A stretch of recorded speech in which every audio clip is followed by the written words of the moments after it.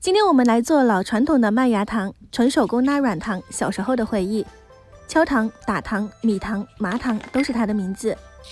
首先准备小麦200克，用清水清洗干净，泡发1夜，放到蒸屉上，摊开，盖上盖子，闭关发芽。每天洒水2到3次，直到7天后萌出青芽，这个状态就差不多了。扯出来清洗2到3遍，彻底清洗干净。用刀剁碎，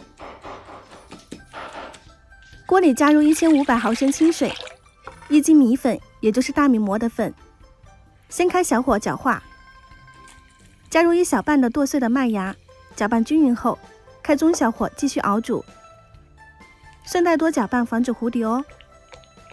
30分钟后，煮成米糊状态，加入剩下的麦芽，搅拌均匀，倒进电饭锅里面，按保温键发酵5到6个小时。发酵好的状态呢比较稀，已经转化为糖水，用砂网过滤出汁水，米渣可以用来喂鸡。倒进锅中，先开大火熬煮15分钟，鼓大泡转中小火继续熬煮15分钟，慢慢开始颜色变黄，铲子提起来能够成块，这个状态就是液态麦芽糖。继续小火再熬上10分钟，气泡变密集，流动倒3爪的状态就可以出锅了。到油纸上面放冷，这个状态可以做浓虚糖、拉糖。用筷子挑起来转圈，快速降温，拉的过程中慢慢变厚重，流动缓慢就可以了。戴上手套，毕竟不是专业的，能够防粘也能够避免烫手。现在开始拉糖，一拉一对折，反复上百次，直到最后慢慢开始拉不动了，颜色从透明变白。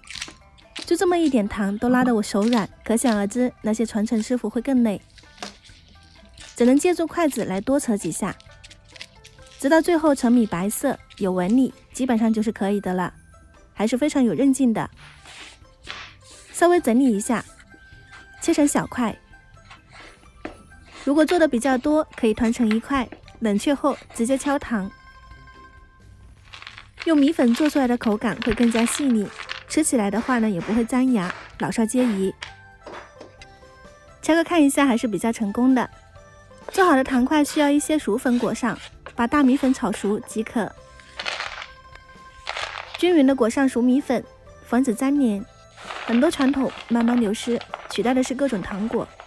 这种传统米糖更能激发一代人的回忆，有空自己在家做给孩子吃也非常不错哦。看着是比较硬，吃的时候呢就是软糖，越嚼越香。需要密封，避免空气受潮变软。如果你也喜欢，别忘了收藏起来哦。今天就分享到这里，喜欢我的视频就关注我，我是夏妈，下期再见。我妈好吃。